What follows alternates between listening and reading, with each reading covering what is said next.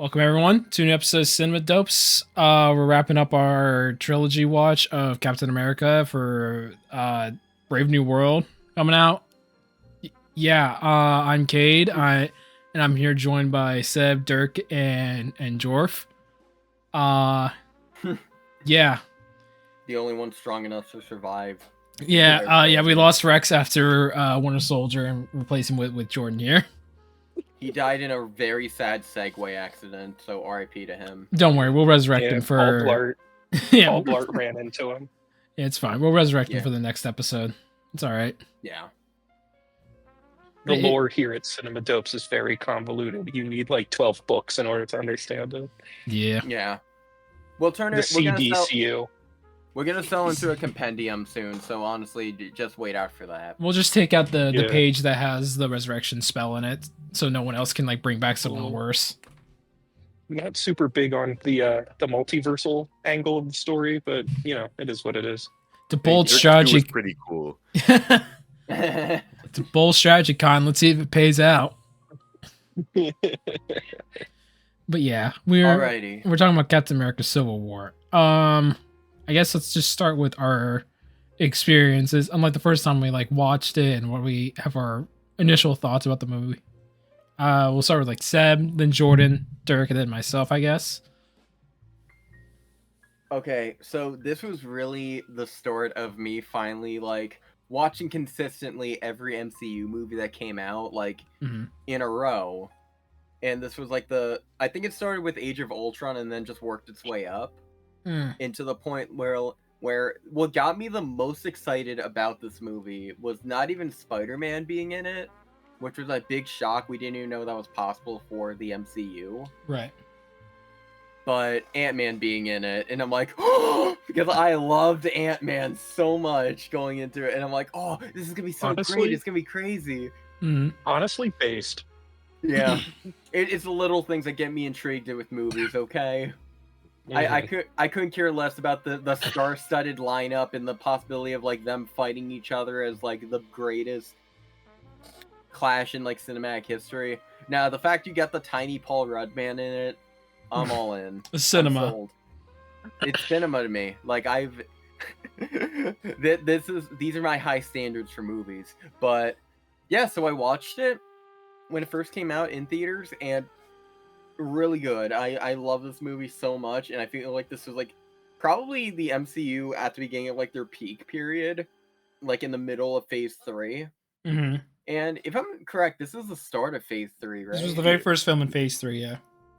Yeah, and what a bold movie to start with, especially. Well, I felt like this was like really cementing like the division of the Avengers, so they're allowed to like do their own thing separately. Yeah. And when they come back in Infinity War, like what the fuck happened? It's like the funniest thing. Yeah. So that's where I am right now. Nice. What about you, Jordan? My experience with the MCU kind of came at like a weird point. I was like super late to the game. I didn't start caring about the MCU, believe it or not, until Infinity War. I was really like off the game. I was just kind of like, oh, you know, there's too many things like this. I'm not gonna watch all of them. That's insane. And then a little movie called Ant-Man and the Wasp came out in theaters. And I saw it in theaters, and I was like, oh man, I gotta see all these movies. So then I sat down, got a majority of them on DVD from my one friend who owns all of them. He owns all of the MCU DVDs, and yet he sleeps on a pile of his own clothes like he's Rigby. But anyway, that's not important. Also, he smells like dog, but that's not important. What is important is the fact that he loaned me all his DVDs, and I watched through all of those movies in the span of like a month. Oh wow! And I really did like Civil War. I will be honest. I am not the biggest fan of like the Semper Fi military stuff they do a lot in the MCU. I am always super big when they do like really dumb random crap. That's why I always keep saying like the Guardians movies or like the later Thor stuff, like 3 and 4, are like my favorites. because I always enjoy when the MCU goes to space and then it just gets weird. Yeah. But watching this movie again, especially with you guys who are like really into it, I had like my Grinch moment where I originally remembered being like, oh, this one's whatever. But then, this one basically is like a full-scale Avengers film. And I really like that. It really it's a is. great time. I think this movie is a very good time. And while I don't think I like it as much as you guys, I do really like this film, and I think it's very good. Fair. Just to quickly ask before we move on to Derek, what do you think of First Avenger and Winter Soldier? My opinion on First Avenger and Winter Soldier. First Avenger, I am like mixed on. I think it's sometimes fine, and then other times I just kind of am not the biggest fan of it. Winter Soldier I like. Winter Soldier I think is pretty good. I definitely do think it's the start of like that kind of stuff I'm not a big fan of with the MCU with some of their fight scenes. The espionage and like the militarization. Yeah, I like the whole thing of I like when they take broad swings. I'm not really the biggest fan when they just kind of do like very simple spy stories. But I like it for what it is, and I think it's very good. I feel like this thankfully kind of got away from it, because instead of them fighting the government like more in Winter Soldier, they're fighting themselves, and it's like something more for out there, because they're not really dealing with a government entity, they're dealing with something more internal. Internal issue, yeah. Something I really like too is that I remember reading Derek's review of Winter Soldier, or talking to him directly about it, and in the fight scenes, this compared to like Winter Soldier, it goes away from like that Bourne Identity style of action shooting, where it's like quick cut constantly, constant cutting all the time, and then like motion sickness, like the DP had like Parkinson's that day, and they were like, we're not gonna replace him, keep him. But yeah, that's pretty much like what I like about this movie is the shots are very well made, and I think everything's really good. And save for a couple of crappy lines, I think the dialogue is very good. What's your least favorite line in Civil War? Have you ever seen that really old movie, Empire Strikes Back? How old is this kid? I don't know. Like I didn't carbon date him. He's like, we get it. Like, we get it, man. You just bought Star Wars. No need to rub our noses on it. But I do appreciate how they brought it back in Infinity War. It's like, have you ever seen this old movie called Aliens? Hey, have you ever seen this really old movie? And he like mentions like the cabinet of Dr. Caligari. Caligari. It's like Cade. And Tony Stark looks over like, dude, what are you talking about? What are you on about? Have you seen this really old movie called Oppenheimer? Have you ever seen this really old movie called the SpongeBob movie? Hey, Mr. Stark, have you seen this really old movie called Challengers? It's I know you have, Tom. Not Peter, Tom. Tom, there you are on set. I see you. Speaks directly to Tom Holland. Yo, Jordan, this is important to me. Do you know what the video potion seller is? Yeah. I love that video. I have news for you. Yeah, it's the same writer from that and Queer, right? It's the Queer guy too. Yeah.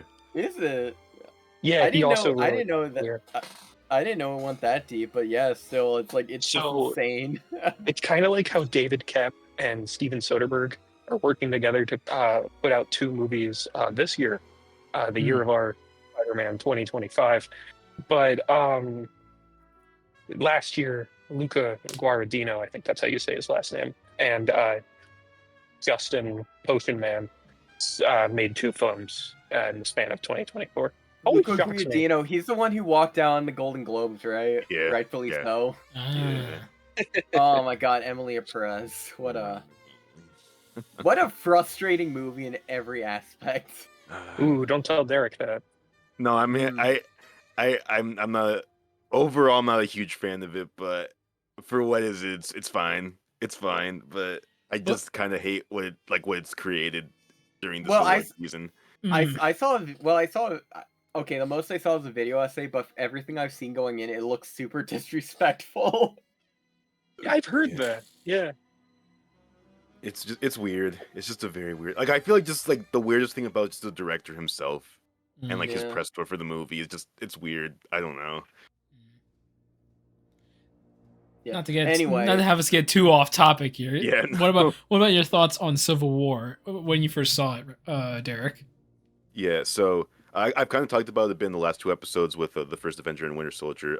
Similar to Jordan, I got into the MCU around the time of Infinity War, so I did start watching the movies like a bit in the early 2018, and I really lost track, so I had to like really like speed run a lot of the movies before the week that Infinity War came out. And yeah, as I've said before, like pre Disney Plus, like trying to find these movies was just like such a difficult thing, and my internet was crap at the time, so I was like really losing my patience, like trying to get through like all these movies in like such a short amount of time. So much so that I didn't even finish Civil War the first time before I saw Infinity War, because like I basically knew what happened in this movie. Like everyone knew what happened in this movie, but I would just like I was annoyed, one, because I just couldn't find a good place to watch it, and two, those first few fights in the movie are still pretty shaky, and I was like really sick of shaky came by that point, just watching all these movies in a row. And I just like gave up on watching. It's like I cannot watch this movie right now. I'll watch it another time.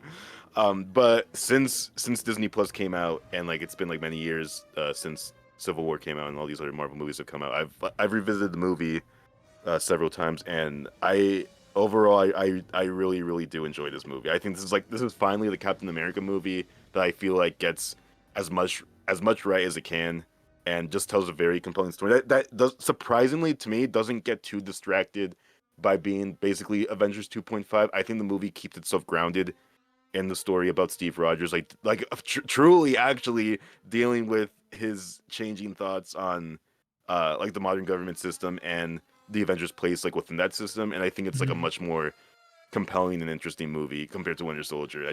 I really love this one a lot. Nice. Let me weave you a little tale here on how my first reaction with Civil War. All right, everybody sit down for this one. This is a doozy. This is a doozy here. So imagine you're me. I try not to. Damn.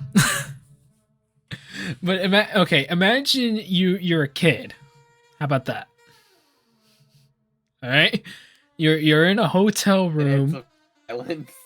And then there's the silence. The rest of the show is just Cade, a picture of Cade saying nothing about what you've done.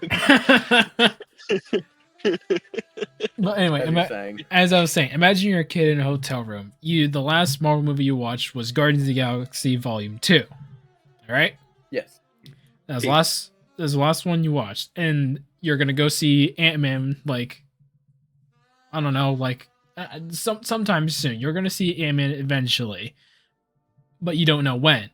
Then this trailer, or actually no, first the release title for the original Captain America 3 is Captain America: The Serpent Society, and you're like, okay, cool. And then there's like, we should probably, and then Kevin Feige's like, oh, we should probably change that title. And then it's Captain America: Civil War, and everyone losing their minds, and you're just sitting there like, what? Huh?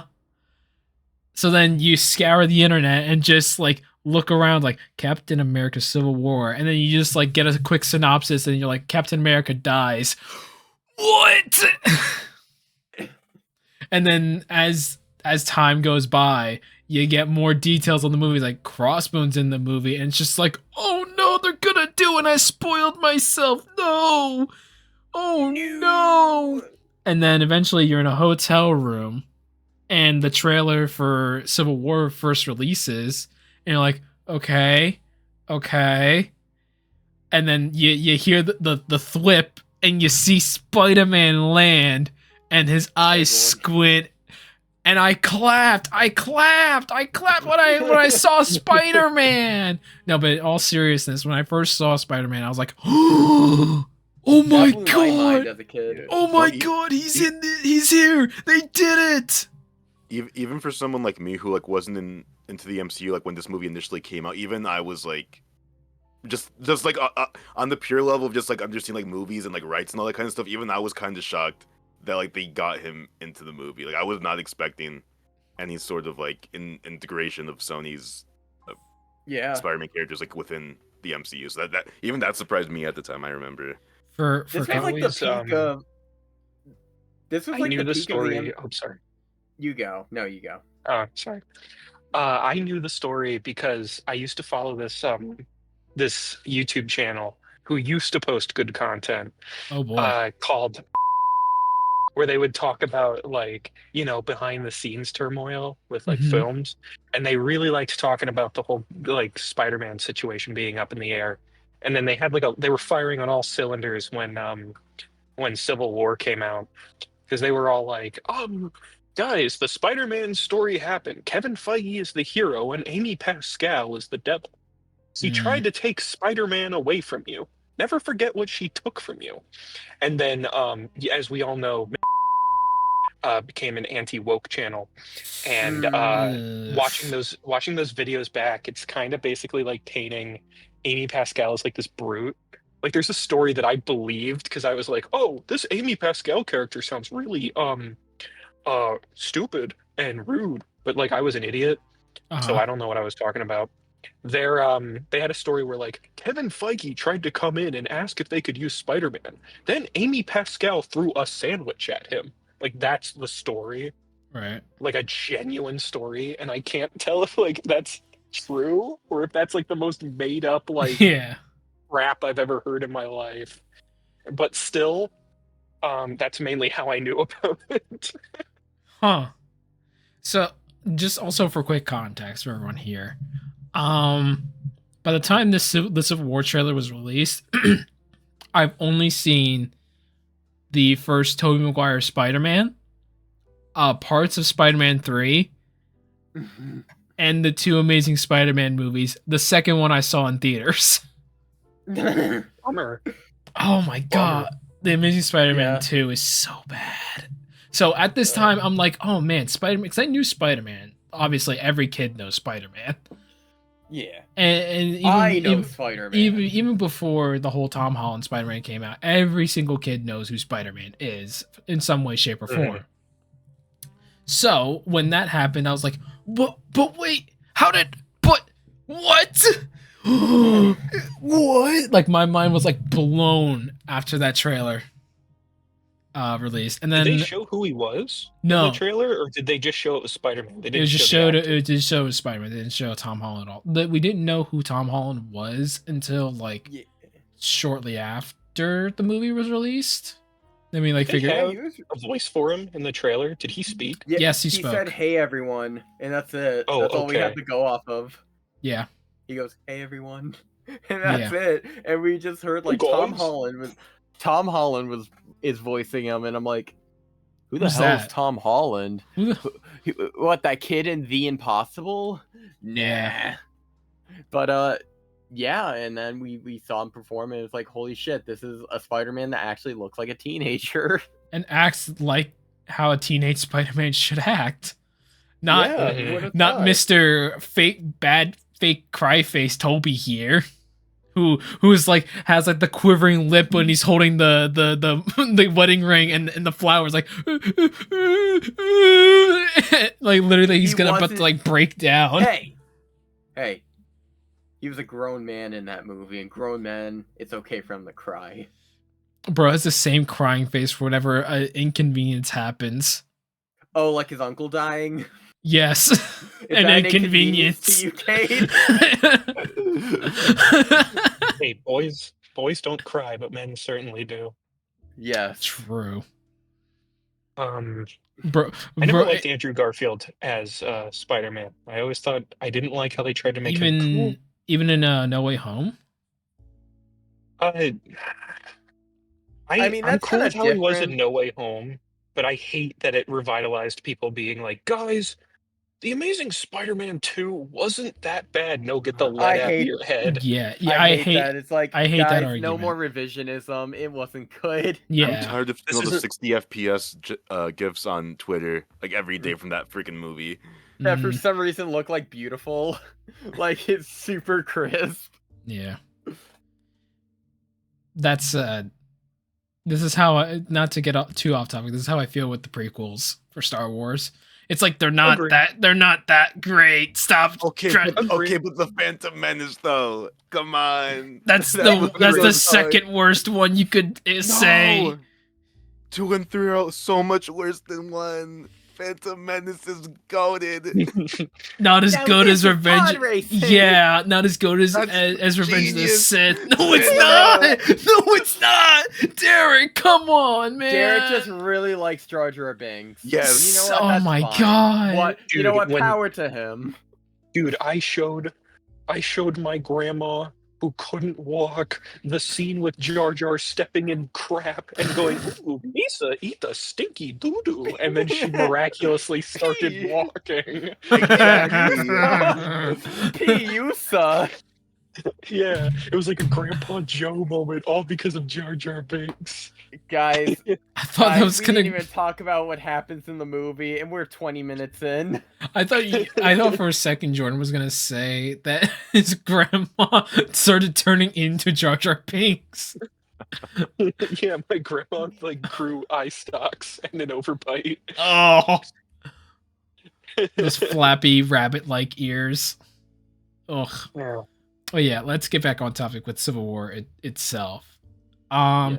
Let's start with some like generic positives here. Honestly, surprisingly very well balanced for, yeah, like, every character in the movie. Except for like 1 or 2, but yeah. I mean, you're bound to have the one character like Hawkeye where it's just like, I just don't agree with it, and that's why I'm here. Yeah. Like, I mean, I've been rewatching like the movies in between, like as we've been doing these episodes, and I do feel like Age of Ultron does a lot of like a lot more character work for Hawkeye. Yeah, that I feel like I feel satisfied enough with Civil War that I feel like he has enough screen time in this movie and doesn't like. It really is like that, and you get enough of the character from the past 2 movies to realize maybe I don't like being controlled and told what to do after everything that's happened to me. Yeah. So, and like, it was just like, it's gotta be like, there could be one character in this giant ensemble that doesn't need a giant backstory of why they disagree. I wasn't even like referring to Hawkeye, but yeah, I guess it like kind of coincides with it. Vision and That's Wanda. That's who I was thinking of. I was thinking Vision and Wanda. Those two. That is like the complete opposite. Like both the. Like I don't know, like, just like watch see with me with Vision and Wanda, their whole little love story thing, it's just an extra thing that like when you watch it's like, oh yeah, that's happening. Anyways, let's get back to the meat and potatoes here of the Sokovia Accords. It's just like something that's happening and you're like, okay, shoo, whatever, sure. And then WandaVision comes out and it's just like, wait, this makes so much more sense. Wait a minute. And then when it's the same thing with Infinity War, though, is when that was happening, it's like, oh yeah, that's a thing. Forgot about that. I mean, for them being balanced in the movie, I think they were given the right amount of screen time, with Wanda being the literal reason that the discussion is being brought up. In the first place. That's fine. I mean, like the dynamic with she Vision. Caused the Dust Bowl. Yeah, she caused that, and with Vision literally being made from Stark, like I feel like he has like more of a biased allegiance. I will just like doing what is logically the better route. Yeah, he's the biggest Stark meat writer of all time because he literally is made from Stark. Yeah. Yeah. I will say he does drop a very hard quote there about basically talking about like ever since Tony Stark revealed himself as Iron Man and how like metahumans have been showing up and like threats like that, and he's just like, this is a constant cycle and like it's gonna breed catastrophe here, so let's just all chill. But at the same time, and here's the question I want to ask everyone here, Team Cap or Team Iron Man? I think judging by everything we know leading into it with with the Winter Soldier behind us, I think we gonna have to go Team Cap. But I do agree with a lot of Iron Man's point of view. Mm-hmm. But I do get it's like Cap's like, I don't want to be told where to go by other larger corporations because I have seen how big corporations could get taken over, and even he says in the movie, yeah, but they have agendas, and I don't want to help anyone And with agendas agenda change. Yeah. You know what I find kind of interesting, you guys mentioning that? This might also date the episode a little bit, as I had just finished the retrospective for part 1. Yeah. But I wanted to mention that similar to what Civil War is doing, it kind of reminds me a lot of like the ideas of the new Superman coming out, where it's like corporations owning certain superheroes that are like mainly in the palm of their hands, versus Superman, who wants to kind of just be that truth, justice, and the American way, and help out where he can, and not feel like he's being told what to do, and that he's doing his superhero duty. And I think that's really interesting.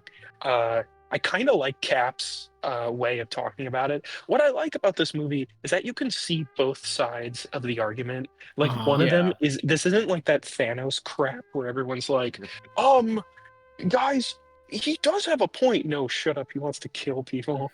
But it's like, no other villain. Do you think anybody ever saw like the guy from Guardians 3 and was like, I think he's got a point? Yeah. Oh. But no, in this movie, like, differential. Yeah. What I like about this movie is that you can see both sides of the argument, and both are super valid without one being like majority bad or majority good. Yeah. And I think that's really, really interesting. But in terms of sides, which one has Ant-Man? Cap? I'm on that one. Yeah. Yeah. So I'm always on the side of Ant-Man. So you had me there, Jordan, until like both sides. You had me there until like not until the Ant-Man part, but like in between there, where it's like one's like they're both on like the same level of playing field. It's like, no, one's a worse one than the other. Which one would you say? I would say Team Iron Man is worse than Team Cap because of 2 points. One, you're getting rid of the right to choose.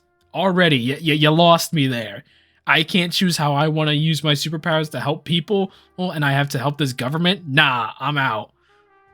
So there's that. Right, but I do feel it comes from a place knowing Tony Stark in movies like Iron Man 3 or the first Avengers, where Tony Stark has caused so much, like, there's been like damage, or Age of Ultron too, where it's like there's so much damage with like the Hulkbuster and indirect damage, like indirect like harm. Even this aligns with Stark, even back to the first movie where he was a weapons dealer, and he is seeing what that is doing to people. Yeah, right. But even like where he's like horrified, where he's horrified about what he's done. And he like constantly like dreams about it and freaks out about it. Right, but again, like Cap says in the movie, he has a right to choose how to change his way. That is the point. Is that he still has a right to choose. It's not like he did all these things. Imagine if the Sokovia Accords was around when he was like still making weapons and stuff like that. It would have been like even worse because it's like I don't feel morally obligated to do it, and the government's like, don't care, do it. You signed these accords, you gotta do it. And it's just like, it's not, you can't do anything about it then. But taking away someone's right to choose is not ever a good idea. Especially if it's someone who's a metahuman, like say Wanda Maximoff. But anyway, here's my second big point before we get even off a bigger tangent. The government is a complete, utter hypocrite because they're like, look at all the damage the superheroes did. You guys launched a nuke at New York. Don't talk to us. The way you're bringing that up, Cade, you lost a nuke. I do agree in your opinion, but I do think this whole thing works for Stark as a character, having followed him basically through a majority of the MCU. Yes. That's kind of what I mean by by how the point makes sense. It makes sense for Stark to be on this side, and it makes sense for like Stark's team to follow it. Yeah. Even if, what he's following may not necessarily be the right thing, because it feels like he's kind of getting played by the government, who kind of really wants to. Their main thing is they're trying to still play cat and mouse with the Winter Soldier, and I think that's really interesting. Too. Oh, you mean the person that Cap's been trying to look for months and then hasn't found any information? Then as soon as he bombs the UN, it's like, oh, we know exactly where he is. We had these files this entire time. It's just like, what? Yeah, well, sometimes they make it harder for them to find them. Right. That's the point. Again, the government's being a hypocrite here. Yeah. No, I totally agree. But also, it's just a matter of. It's also a matter of like Stark looking out for people like Wanda, of just like, right, hey, yeah. Like, it's also just with our choice in interfering with obstacles that we were told or that we don't really need to be a part of, and let like just governments take care of it. I feel like it's also an extension of, we told Wanda to go out there. It was Wanda's choice to come with us. But if this was a different situation where we were told to stay back, accidents like this wouldn't happen. So it would give Wanda more of a peace of mind in potential risks not happening like that, or being, or a matter of just being controlled. Like if you had a government or a higher power or someone who manages a city to say, hey, maybe don't bring the Hulk here. Right, yeah. Like, I feel like that it's just easier on the subconscious, and especially of all people, I think Stark and Wanda needed that the most. Sorry, I didn't mean to cut you off there. Yeah, and like I think Cap is correctly the right side, but I agree with both sides, honestly, but it is like more of like you're supposed to lean more towards Cap, but I do feel, again, because both of them make logistic sense, especially when you see the damage that they cause and they just don't get checked out or like getting repercussions for it. I understand why. It's just it's the wrong way of how they're approaching it. Because they're trying. This is also more impulsive because this happens literally. This mind right after Lagos literally happens. Not even Lagos, when he's confronted by the mother of the victim. Right. Yeah, that too. Yeah, I did want to. Yeah, I wanted to say that too, because I think that goes hand in hand. With I mentioned this to Cade when we were watching the movie a while ago. The literally the opening scene from Age of Ultron is like literally the seed for like everything that happens in this movie. Because when Wanda manipulates Tony's mind and like manifests his anxiety about the Battle of New York from 2012, like in that opening scene of Age of Ultron, like that is what fuels his obsession to create Ultron. And then that leads to like everything that happens in Civil War. And it's like, yeah, like he has good intentions for like what he wants to do, like whether that be Ultron or the Sokovia Accords or whatever. But it's all from the foundation of his guilt and anxiety, and that was brought out by Wanda in Age of Ultron. So when that woman approaches him at the beginning of Civil War, about her son that was killed in Sokovia, yeah, like obviously like it's like a really terrible thing, and like, he wants to take account for that, like as like the status that he has as an Avenger and as the leader of Stark Industries. Like he wants to take initiative for that, but at the same time it's still just him trying to find a way to ease his own personal guilt and anxiety. And that's like the big misstep that Stark takes, and that's like why the whole clash happens between him and Steve and everything that happens in the movie, basically. Yeah. You know what I also really like? I like that the superheroes chosen aren't ones with actual, save for like Wanda, aren't ones with actual powers. They're the ones with like the tech-based like gadget stuff. Because I feel like it works best with the arms dealer metaphor that the first Iron Man parallels to. Because I feel like if they had done it now with like the superheroes that are currently like the big guys, you couldn't do that with Hulk. You couldn't do that with someone like, I don't know, Deadpool or the Eternals or Thor or I know I'm forgetting, so Captain Marvel or the Guardians.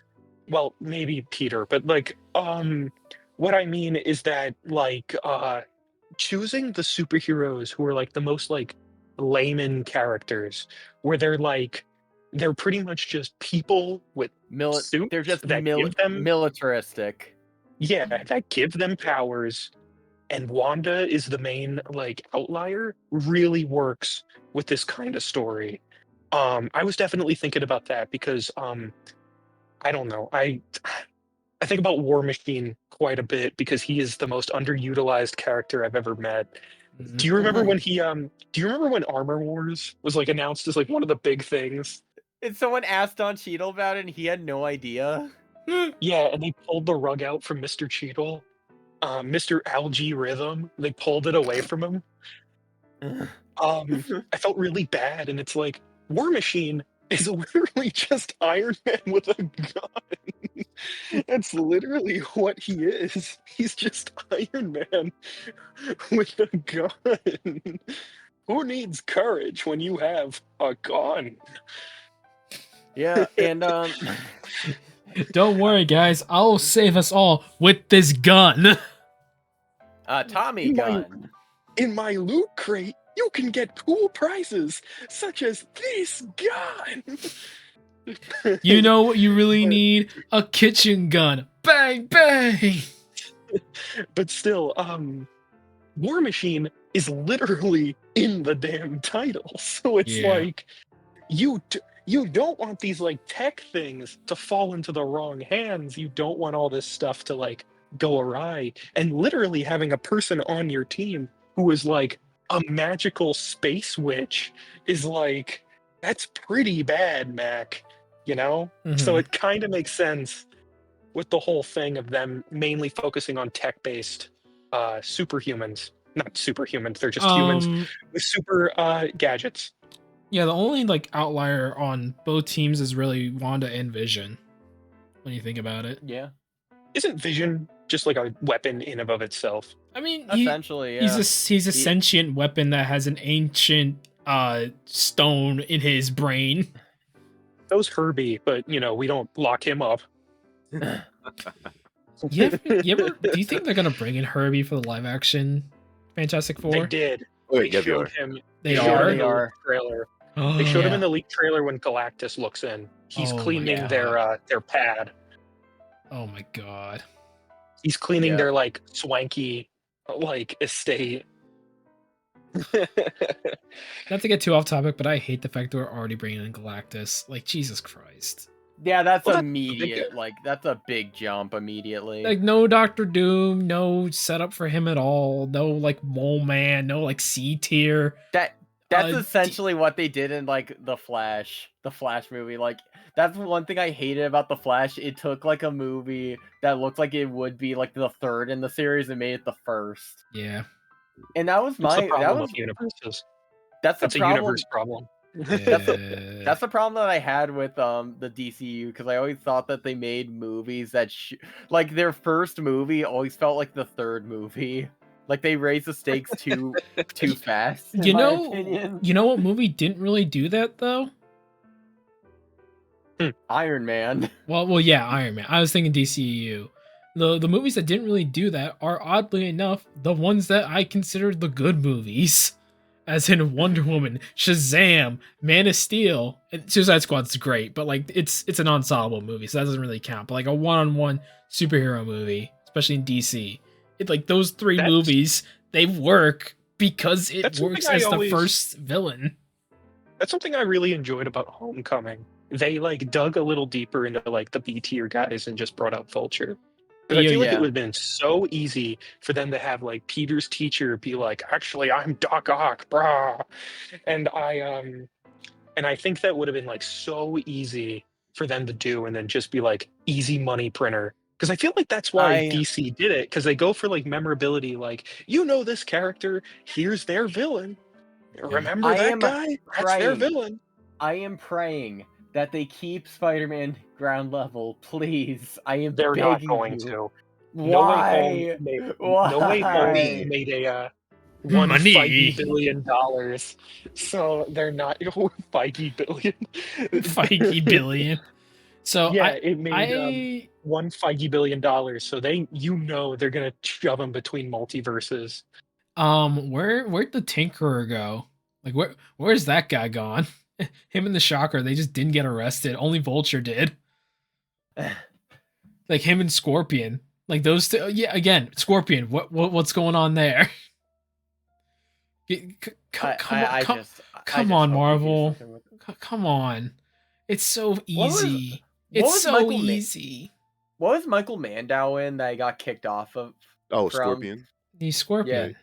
Yeah. No. He was. I remember he was a part of like, I don't know if it was Megapolis, but he was a part of like a big ensemble like movie, but got kicked off. I'm not sure actually. For being like hard to work with. Anyway, so where were we in Civil War? Well, we were talking about like a little bit of villains. I was gonna like tie that into Zemo here and how he was kicked off a Ridley Scott show for Apple.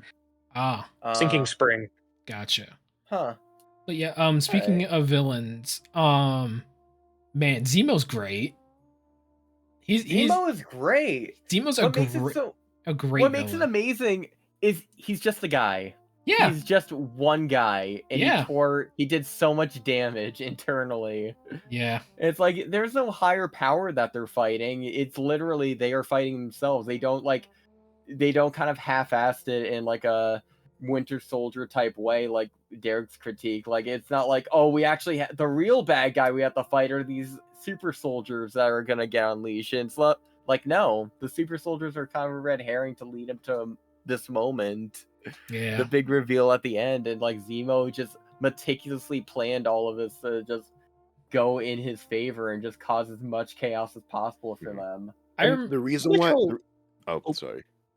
No, you go first, Derek. Sorry. Yeah, and one of the reasons why Zemo works so well, both like in the execution of his plan in the movie and just like as a character, is because he makes everything personal. Mm-hmm. He makes everything about like he centers this conflict on the Avengers itself. Like as he said at the end of the movie, like he knew that he couldn't like directly fight them, so he like literally gets inside of their heads and makes this whole artificial personal battle between them. And by making the conflict very personal and very like character based, that makes the audience care a lot more about the type of story that's being told here. That's one of the reasons why this is like the best one, is because it's like it's sent like everything about this movie is about the characters. And I think that's like when people wonder like why Marvel was like at the top of their game at this point, it's because of that very reason, because they put the characters first in their stories, and everything was always about them. Not just because of like who played them or whatever, but just because like the stories that they told felt very human and very empathetic, basically. So yeah. But Derek, there was a weird moment where it went from normal camera shot to IMAX, and there was no gradual change. So your point's invalid. No, I'm joking. Yeah, no. I mean, thank you, IMAX cameras, for ruining my point.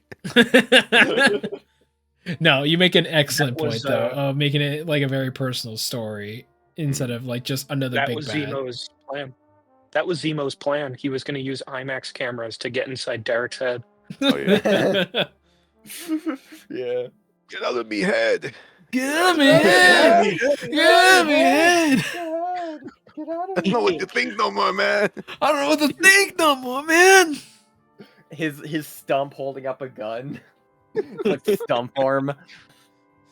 The best part is the next scene is like, I don't know what to think, no man. Like, get out of my head, get out of me head, get out of me head. His head just morphs into the other guy. I was thinking about this movie recently in conjunction with something like BVS, which tries to do this story, but not isn't good because again, you need like that first Avenger and Winter Soldier like building blocks in order to like really get these characters.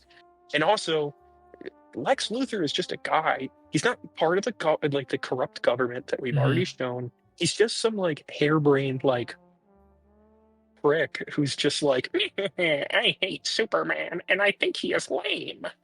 And it's like, angels are from the ground. The devil is what's up above. It's like, shut up. Did you guys hear about Facebook? I bought it. Would you like a Jolly Rancher? Would you like a jar of Granny's peach tea? It's my pee. Like, come on, man. I cut my hand and I put it on Zod's dead body and I made Doomsday. Because it's just like Zack Snyder doesn't know what character balancing is. Because the entire reason that they're fighting, if your reason for fighting can literally be sorted out by like a conversation, a 2-sentence line, that is not a good reason that they should be fighting. It's not, because the fact is, it's not a philosophical reason why they should be fighting. It's just like, okay, it's like they want the Zack Snyder, who isn't good at writing things anyway, and just say, hey, we need a reason for him to fight. What do you have? It's like they only gave him like a day to write it. Like 5 minutes of a reasoning. Man, the Snyder heads are coming for you, Seb. I can already hear the pitchforks being sharpened here. Was he gonna threaten me? Was he going to threaten me with Rebel Moon 3? Yes. This episode's going to do really well with the Snyder Bros. I can tell already. Oh, yeah. Oh, boy. I can fight. They have the education of a 3rd grader. I don't really care. However, going back to like some Civil War stuff, you know what I noticed? This movie is shot really well. Yes. Yeah. And I usually think Marvel movies are like shot really like blandly. Like it's the most like directed like cinematographer for hire job. This one actually feels it. That really started, I feel, after No Way Home, where people were starting to really pick up how fake everything looked. Yeah. To No Way Home, like it was during the pandemic, so it's kind of whatever there, but everything else was kind of like you can really tell you can really see the machine. Yeah, this is like they were given time, because it is like, it's not really a colorful movie, it's like a very grounded movie, but at least it's well shot. Like the lighting, especially in like the 3rd act, has a lot of really well direction, and like it's a dark place, it's actually shot like a dark place. Like it actually has cohesion and everything. And the good thing is, since a lot of characters are CG in the movie, you get a lot of wide shots, and they're allowed to breathe, and they're allowed to have like actual showing of what's going on, rather than like the Born Identity isms of everything before. Just to say, I think you're correct with the whole No Way Home, like bringing in a lot of people to have like have their heads turned like, this looks wrong, but other people have been starting to realize that since Black Widow.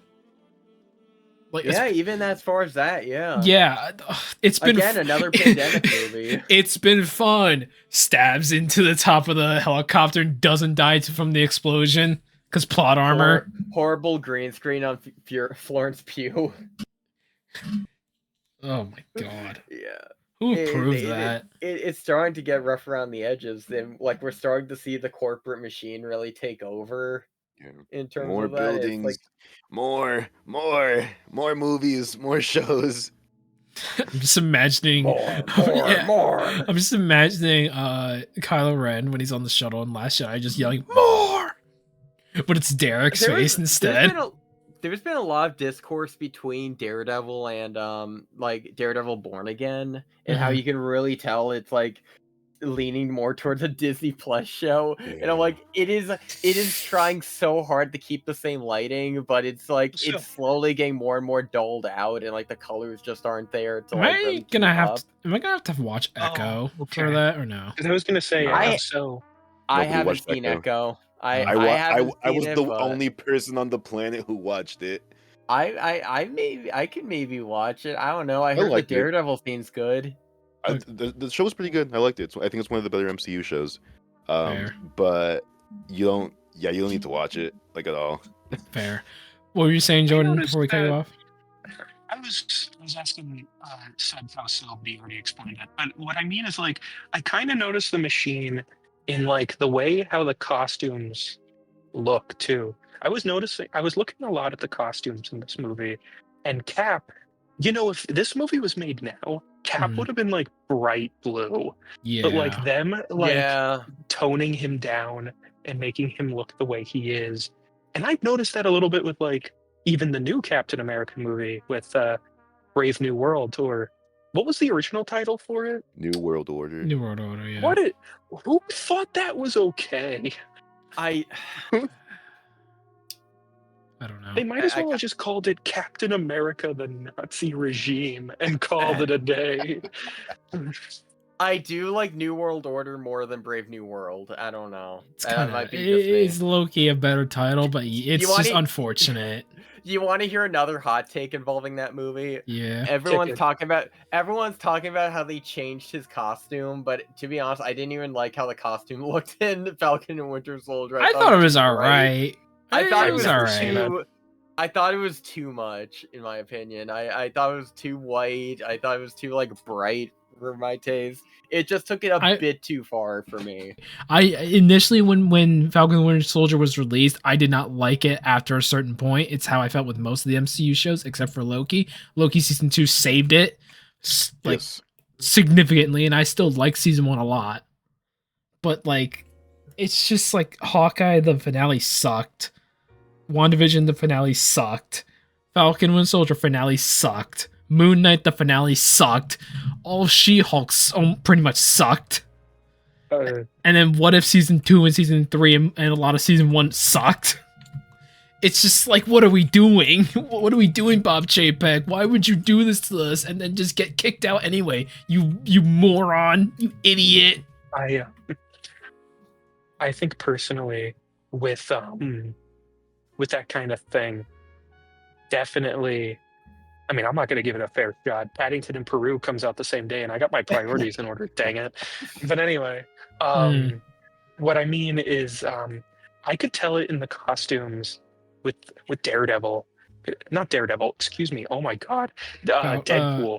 Because Deadpool's costumes in 1 and 2 are super like dark. You can tell it's like super gritty, and then Deadpool and Wolverine makes him look like he's basically wearing like a really high-end Spirit Halloween costume. Yeah. And that really bugs me. And it just bugs me, man. It's weird That's how... what bugs me about the Wolverine like cowl too. I know everyone liked that, but I think it looks too fake. I think it looks awful. But that's just me. I don't know. I think you're saying that. I think you're saying that because they kept the full size of the wings. Yeah. Yes. Maybe. I think they were just too wide for my taste. I still thought the mask looked good, but yeah, sure. I do prefer how it looked in.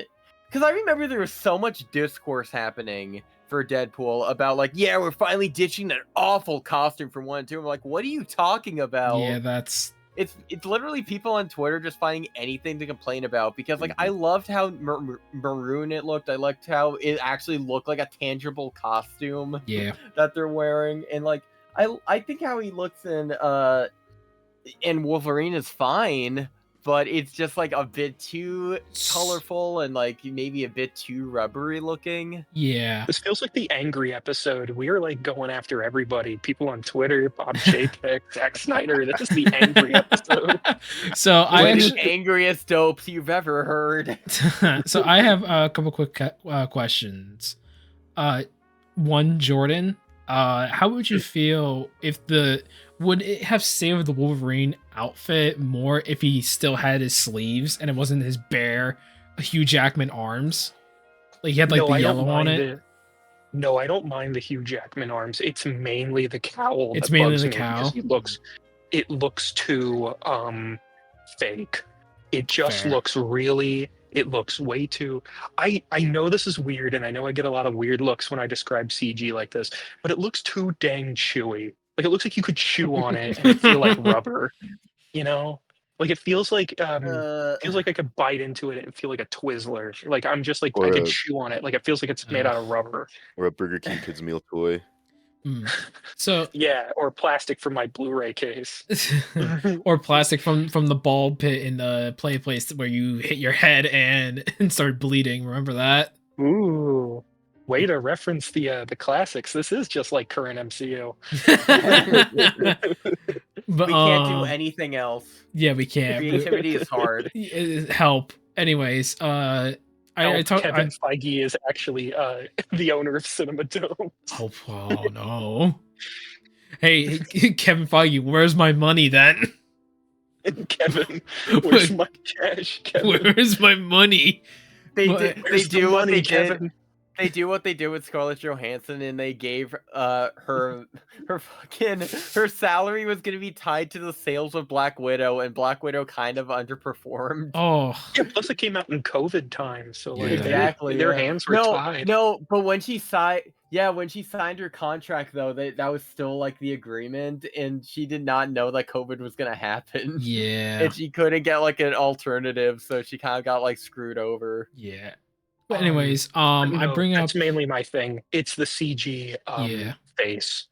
Because like I didn't mind it with Deadpool, because sometimes I have a hard time telling, like whether it's like a dude in suit or like CG face. Spider-Man gets easier to tell every time. I was gonna ask about that. I saw an amazing video about this, and it's because just let the suit wrinkle, man. Mm-hmm. Like, stop making it skin tight. Mm-hmm.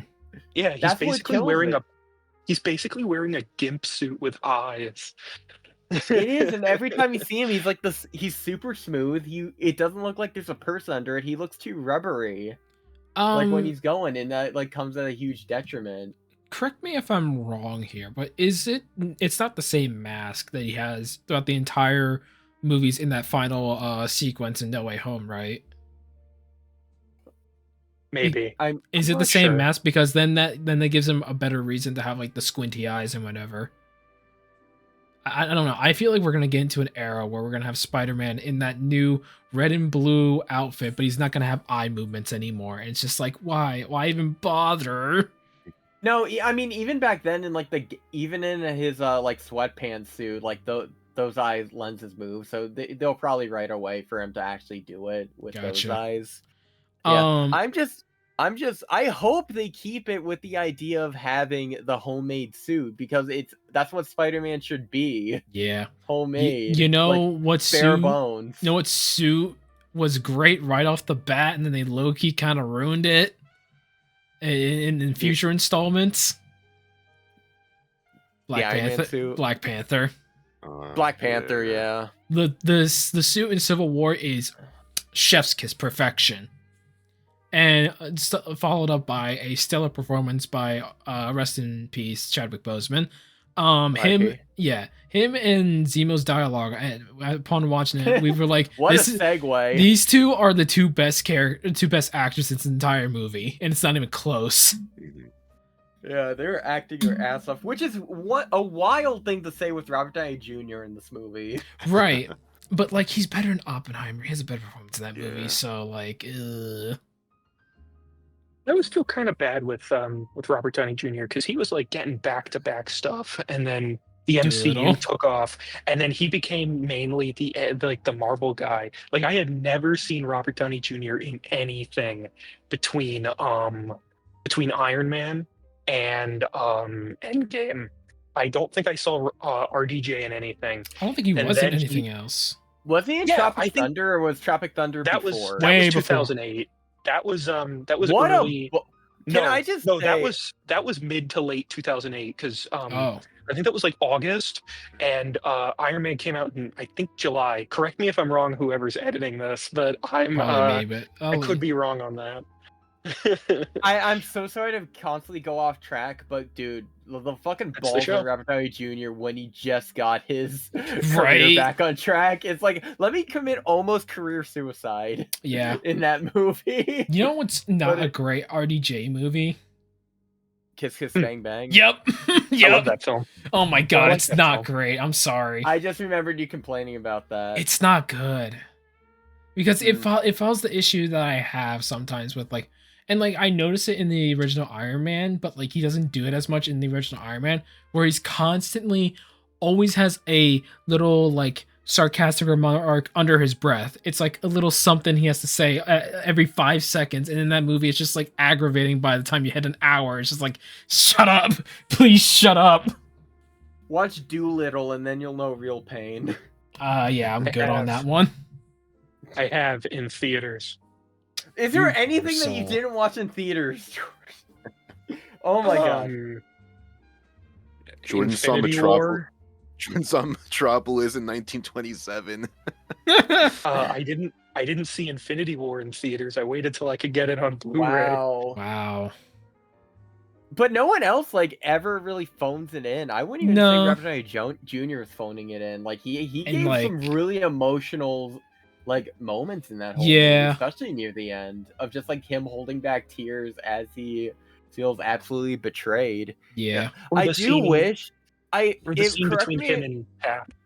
Does anyone remember in the trailer when he says "so was I"? I think they used a different take. They did use a different take. Because I was about to point that out when we were watching it. He had so much sadness in his voice in the trailer when he said "so was I." I know it was. I know it was because it was based on the situation and where they were, and I think they were trying to like throw off like what the situation was. But I do wish they kept the original take of the line because there was so much sadness in his voice. Yeah, I don't know. It works either way for me. But yeah, what are you guys' thoughts on Bucky in the movie? Yeah, Derek, I think this is the perfect time to talk about that. Yeah, I mean, at least I care more about him than the last one, but unfortunately he's still a MacGuffin. That's his only purpose in the Infinity Saga, just to be a MacGuffin. They give a little bit more, like when they're at least like on the shuttle and they're walking over to fight the super soldiers, but that's kind of it so far. Only they really fumble him. He's still just super silent every time he's talking to like Falcon or whatever. I mean, there is that weird thing where he's like, when Steve is kissing Peggy's fucking knees. Remember? Yeah, that's the movie, and they're both looking from the fucking car, like, nice! And it's like, dude, that's creepy as fuck.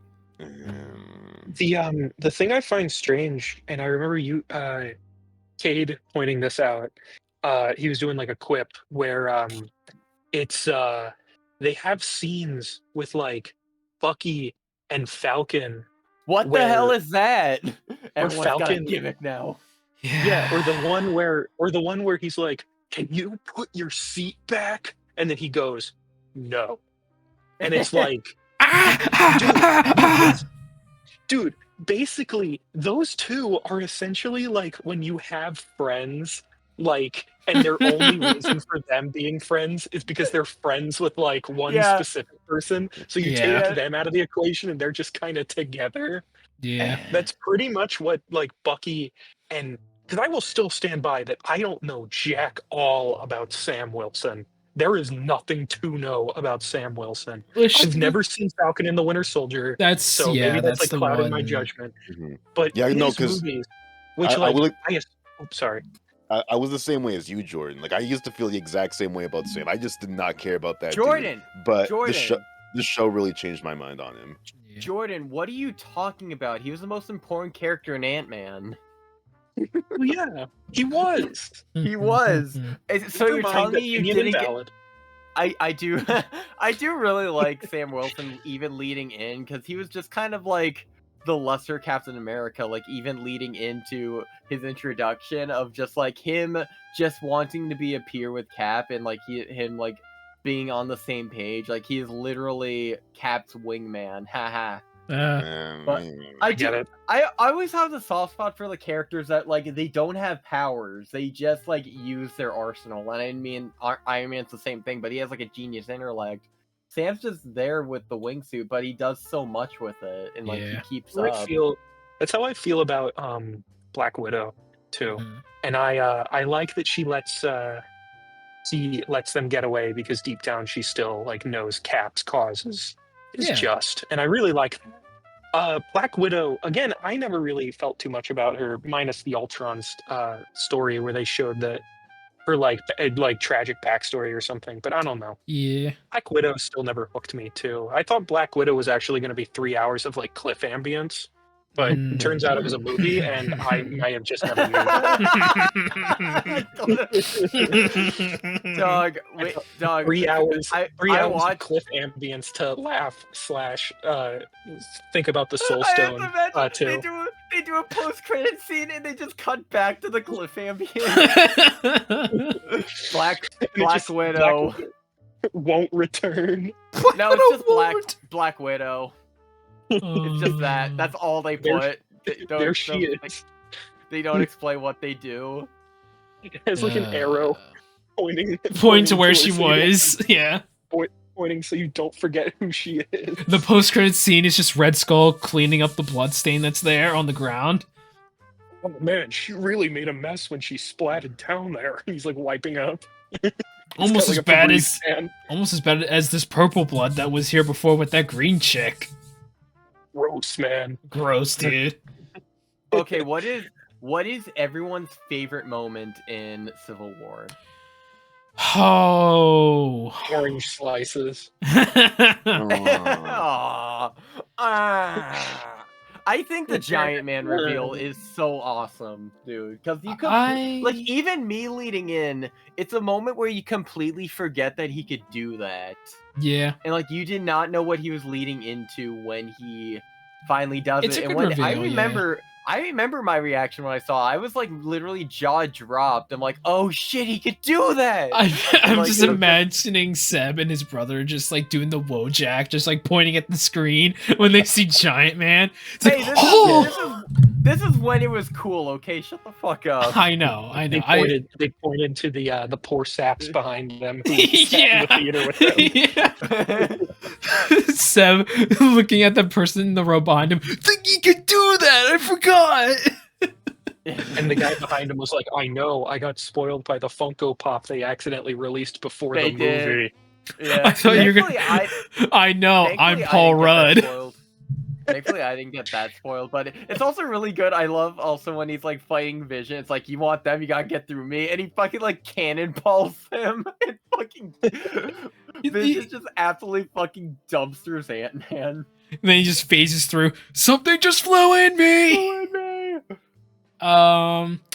Favorite moment, honestly, the whole sequence of Steve trying to like get Bucky, and then Black Panther shows up, and that whole chase sequence is pretty good. I also when they're going through like Germany and they're running on the highway. Yeah, I also really like Zemo's like slow reveal to Bucky where he's like reading off the words, and just Bucky struggling to like get out of the containment field until when he finally breaks it, it's when it's already too late. He's back to being the Winter Soldier. Like, that's cool. It was also really nice to see Iron Man fight without his armor. That is, just like how much of like a tinkerer he could be, especially when he has like the portable arc beam, which is cool, the arc gauntlet. Yeah. His face when he catches the bullet with the gun, he's like, "Oh Jesus Christ, I can do that!"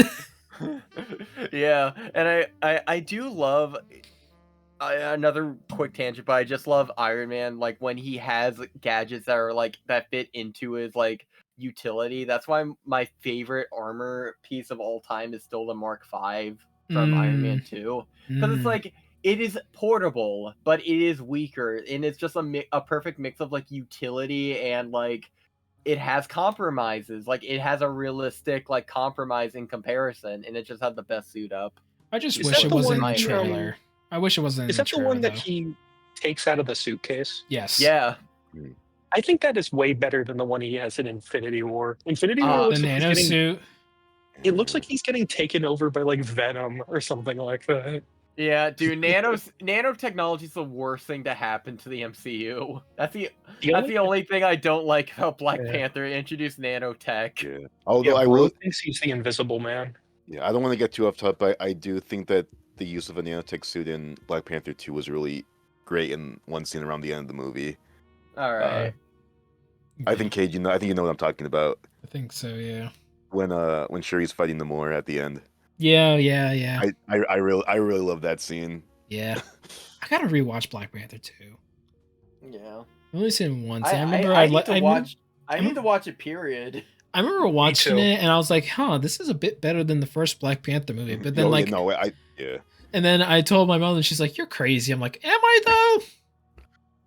Because at least in the final scene, or like the final sequence, I know I can tell what's happening, and I'm not watching CGI rhinos. It's way better. It's way better.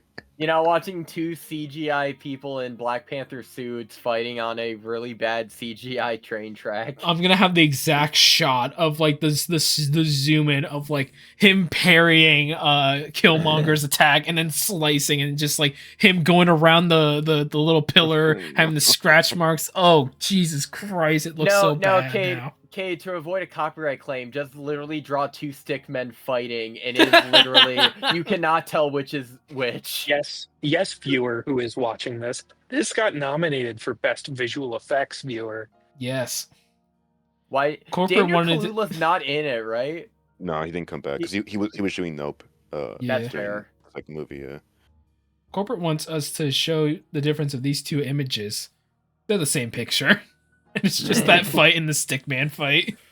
Yeah. I think personally, this movie has the best Stanley cameo. I think that's the best one in my opinion. I like like the Galaxy 2 one though. I like the one in Homecoming a lot. Don't make me come down there, you punk. That's probably my favorite. That one's too sweet. That's too like adorable.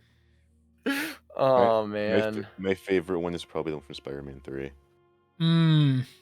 Oh, I guess one person can make a difference. Enough said. Yeah, that's a great God moment. Bless. But anyway, what was your favorite Derek, what was your favorite part? Yeah, I don't want to be generic, but honestly, I have to say the airport fight. But because of two reasons why, which aren't like really that obvious, but there's like 2 things I love about this scene. One is because, fun fact, Civil War was actually the first movie to use IMAX's RE Alexa 65 cameras. Oh yeah. So this was like when IMAX was like making the big push to making more like films like shot with their digital camera. Or like the cameras that they license to their name because like they didn't like make the camera, like RE made the camera and they just like licensed the name to it. But the Alexa 65 has like a really huge sensor. So like a lot of movies that are shot with this camera, like when they change the aspect ratio, you just like see how wide the image is. And I think using that for Civil War for this specific scene, I think was like really great. I'm so happy that Disney put the IMAX versions of their movies on Disney Plus. Just because I was like always curious to see the IMAX version of that scene like in high quality, because like before it's like the only way you could watch it like this version was just like pirating the movie basically. So it was nice for them to like actually like put like the official version on Disney Plus. Hopefully it gets a physical release one day.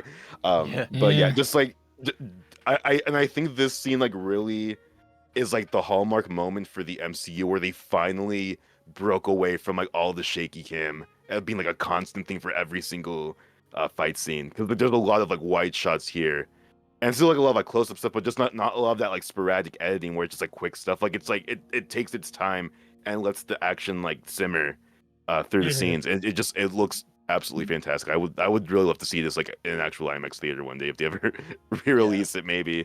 But that, and then the other thing I also love too, which also goes for the movie as a whole, is just Henry Jackman's score for the movie.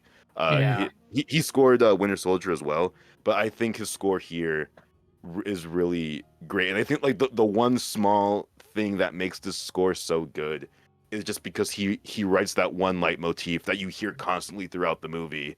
And I feel that theme just like really encapsulate how tragic the story actually is, because like that one scene where like both sides are like coming at each other like in the airport fight, like when the leitmotif comes in, it's like everyone always talks about like, oh, this is like a really like cool like awesome fight, but like no, like the music is reinforcing that this sucks, like they shouldn't be, like have to be fighting, and it's a really tragic thing that he writes for them. I just love how in a lot of key moments in the movie he just like really like enforces that in the score. I'll also really quick, I want to shout out so he also did the score in Falcon and the Winter Soldier, the Disney Plus series, and I love how he also used that leitmotif in the scene, and I think the 4th episode when the Dora Milaje come in and like they like beat up John Walker, and he's just like taking it back like they weren't even super soldiers and they like beat us up, and like you can hear the leitmotif in the background because it's like it just like really like enforces that like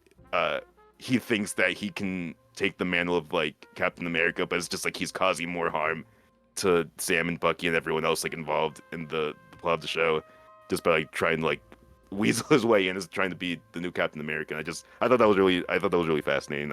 I really love the music a lot. Yeah. But I just want to take this opportunity to say my favorite like action set piece in the movie is probably it's so off kilter, but it's 2 moments specifically. One, hey buddy, I think you lost this, because it is such a Spider-Man comedic moment. It's so great. And when Ant-Man is trying to hit War Machine with something, but War Machine just blasts the shit out of it, so it becomes useless by the time it hits him.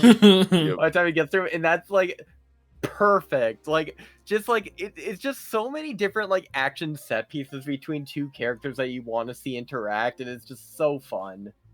When you really think about it, War Machine really had a really bad day during that airport fight. Oh my god, the water truck. Oh, so many things were happening to him. He's the one who got hit with that water truck. Then he got his leg grabbed. Yeah, he got his leg grabbed by a big giant man, and then he got blasted in the chest by his own teammates. It's like, come on, man. He also lost. Plus he's the one. He lost the battle to Cap, and he had like the taser stick. That too, yeah. And then, and at the very end of all of it, he lost both his legs, pretty much. Yeah. Or did he? He was a skull or something. Whatever. He really lost. He really lost the most in this. Yeah. But so, Jorf, did you say what your favorite moment was? Or are you the last one? Orange slices. No, I made a joke. My favorite scene in the movie is definitely. I am always a big fan of the characters, like just kind of sitting around and being themselves, and I really like the scene with Cap, and the crew just sitting having the Soviet. I almost said Soviet Accords, the Sokovia Accords explained to them, and like going over the nitty gritty of it. I think that's really interesting. I like that kind of stuff. And also, there's very subtle motifs in it, especially when they're told that they're given 24 hours, and you see a scene where Steve just taken aback from how little of time they were given to prep, but he looks back at Tony Stark, and Tony Stark is like looking down because Tony knew about this and he didn't tell them. Yeah. Which is another layer that we didn't get into of just like how much Stark kind of manipulated it into his favor. Yeah. By not telling everyone else. I also he's the one who mainly has the leg up. A lot of great character moments and just understanding everyone's thought process into that scene. It is a really nice. I appreciate this segment because we kind of talk about things that I wouldn't even think to talk about. Especially with the score and just like the more human moments are really nice. I also like the scene even before that one, Jordan, where it's just like them talking about the Sokovia Accords, and like again that whole talk of like them giving their points of views and everything, and then Steve just drops it all. It's like, guys, I gotta go. And then you see Wyatt's Peggy's funeral, and it's just like, man, what a 1-2 punch there. Yeah, it's one big game of, but what does X think? But what does Y think? But what does Z think? And I think that's, I don't mean to sound very old man yells at cloud or anything, but that's what I feel like sometimes, like the current day, like MCU stuff sometimes misses. I feel like it goes less into character things and more just like people being like, ugh. I want to see the big people fight and have fight. And it's like, no, you don't want to see these characters fight. You want to see them have their opinions and show why they would want to fight each other, which I feel like this movie is like the textbook definition of something like that. Yeah. But any closing thoughts that we want to give on Civil War? I got nothing else. Is there anything else we want to quickly talk about or no? I think just this was like the best possible way to start off the third phase of the MCU, because it's just something different of just everyone split off, and it's a perfect jumping off point for everyone to like get explored a bit more in the characters. Plus it provides more context on why aren't the Avengers here to stop with this threat? It's like, no. Like, what? It makes sense why Doctor Strange has to fight his bad guy, especially, and why the Avengers feel so like splintered in Homecoming, and obviously if like Black Panther's gonna fight his own villain because it's Wakanda, and it's like, no, I don't want any help. I'm looking at the films, and after this and Doctor Strange, there is like, it's nothing but space or small scale stuff. Yeah. And then Black Panther, and then Avengers Infinity War. There's also Thor Ragnarok. I forgot about that for a second. Yeah, it's all like outer worldly stuff. Yeah. Yeah. That is true, yeah. Man, Thor and Hulk. It's crazy how Thor and Hulk would have 100% been on Cap's side too. It's like, no, we're not doing that. That's stupid. Oh my god, fuck you, Ike Perlmutter. You almost fucked up the entire Civil War. Imagine the alternate. So Ike Perlmutter, he didn't want Iron Man to be the leader of the Sokovia Accords. He wanted the Hulk to be it because Mark Ruffalo was significantly cheaper. Oh my god. Imagine the alternative universe when it was Mark Ruffalo instead. Oh god. What if Hulk didn't leave Earth? There you go. What if there could have been a better episode? Bucky killed his parents. Ugh. Oh no, Bucky's I better not make him mad. Oh no. Oh no, bro. Oh, get out of my head. Man. So, yeah, that was Civil War. Yeah. Fantastic movie. Fantastic Four movie. Say that again.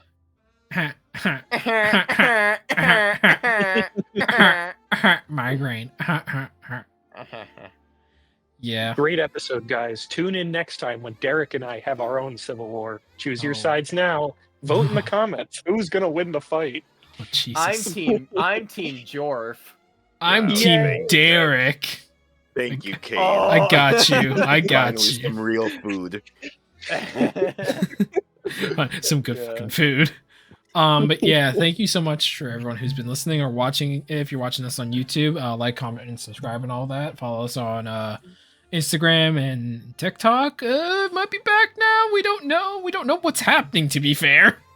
Yeah, that'll date the episode. Yeah, we don't. Again, but still, not even that much. We don't know what the hell's happening here. Yeah, maybe a Starbucks. Maybe a Starbucks or the Olympics. But yeah, follow us on all our socials here that we have. Follow us on Patreon if you haven't already. Rate us 5 stars on Spotify and Apple Music and all that. We're gonna take a break, unless possibly, we're not sure, because we might have something the week in between. But in a couple weeks, we're gonna have our part 2 of our 2024 retrospective released. And yeah, that's all I really got. Anyone else want to say any last final remarks or before we close it out? I'm sorry, Derek, but Jorf is my friend. Shame. You should have said so was I. No, that's better. Remember to eat your orange slices, viewer. Yes. Have a good one. Water. And drink water. Be safe. Bye-bye. Maybe a Starbucks. Maybe have a Starbucks, yeah. Bye-bye.